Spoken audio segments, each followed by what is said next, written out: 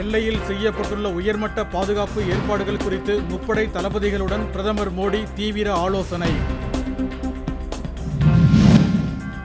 இந்திய வானூர்திப்படை தளங்களை தகர்த்துவிட்டதாக பாகிஸ்தான் பொய் பரப்புரையில் ஈடுபடுவதாக வெளியுறவு செயலாளர் விக்ரம் மிஸ்ரி குற்றச்சாட்டு.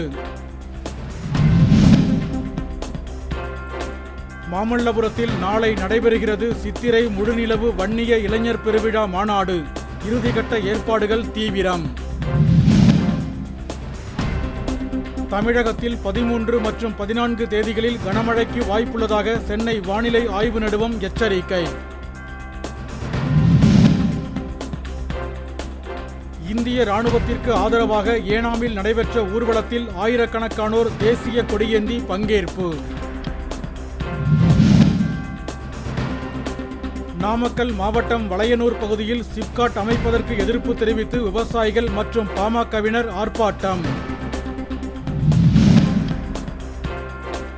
திருவாரூர் மாவட்டம் குடவாசல் அருகே 48 ஆண்டுகளுக்கு பிறகு வீதியுலா சென்ற பிடாரி அம்மன்.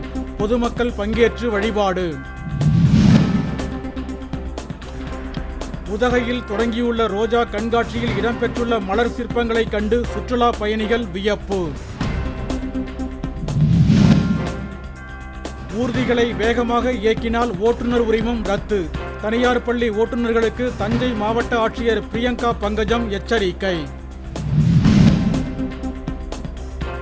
புதுச்சேரியில் இருசக்கர ஊர்தி திருட்டில் ஈடுபட்ட காஞ்சிபுரத்தைச் சேர்ந்த சூர்யா, மனோஜ் ஆகிய 2 இளைஞர்கள் கைது.